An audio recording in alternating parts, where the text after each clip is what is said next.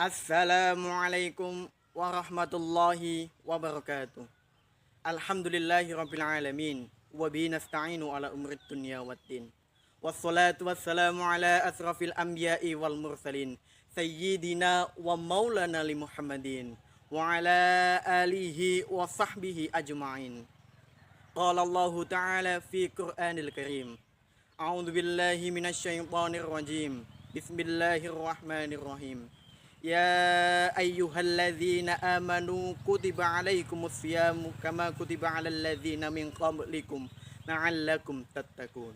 Shadaqallahul azim. Amma ba'd. Kaum muslimin yang dirahmati oleh Allah Subhanahu wa taala. Tinggal beberapa hari lagi Ramadan akan segera berakhir. Bulan penuh dengan berkah, bulan penuh dengan pahala, bulan penuh dengan maghfirah, bulan penuh dengan ampunan, bulan di mana pintu neraka ditutup, pintu surga dibuka. Bulan di mana orang berlomba-lomba untuk meningkatkan kualitas ibadah, memperbanyak sedekah, meningkatkan iman, dan berlomba-lomba dalam hal kebaikan. Kini tinggal kenangan. Apa saja yang sudah kita lakukan selama bulan Ramadan ini? Sudahkah kita menjadi manusia yang beriman? Sudahkah kita menjadi manusia yang lebih bertakwa? Sebagaimana firman Allah yang saya baca di muka tadi. Bulan Ramadan disebut sebagai superlatif atau sighat mughaladzah, yang artinya terik yang sangat panas, yang bisa membakar apa saja yang ada di sekitarnya. Maka oleh Allah Subhanahu wa taala, bulan Ramadan ini adalah bulan pembakaran dosa-dosa manusia yang mau minta ampun kepadanya. Hal ini senada dan seirama dengan sabda baginda Nabi Muhammad SAW.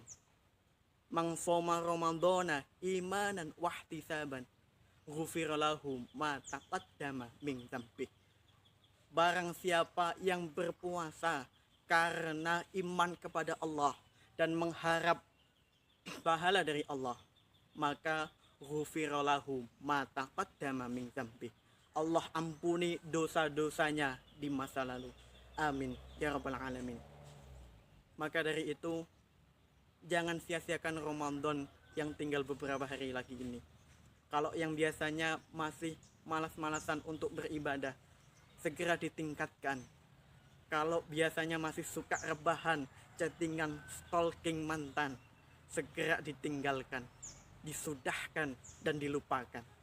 Kalau biasanya masih suka ribah sana sini tak karuan, segera ditinggalkan. Ayo, kita berlomba-lomba dalam kebaikan. Jangan sampai di bulan Ramadan ini kita tidak mendapatkan apa-apa selain lapar, haus, dan mengantuk karena begadang. Sebagaimana sabda Rasulullah SAW, betapa banyak orang yang berpuasa namun dia tidak mendapatkan apa-apa kecuali lapar dan haus. Dan betapa banyak orang yang bangun tengah malam untuk sholat tapi dia tidak mendapatkan apa-apa kecuali begadang. Hadis riwayat Nasa'i. Kaum muslimin yang dirahmati oleh Allah Subhanahu wa taala, mari kita jadikan bulan Ramadan ini adalah bulan kawah candra di mukanya umat Islam. Bulan proyeksi kehidupan selama 11 bulan mendatang. Jangan sampai kita menjadi orang-orang yang merugi di bulan Ramadan ini. Kalau sebelumnya di 11 bulan sebelum Ramadan kita masih suka malas-malasan ke masjid, maka sehabis Ramadan ini kita harus lebih rajin ke masjid. Kalau biasanya selama 11 bulan yang lalu kita masih suka malas-malasan, masih suka terlambat berangkat kerja, berangkat kuliah atau sekolah, maka selepas Ramadan ini kita harus lebih rajin dan disiplin.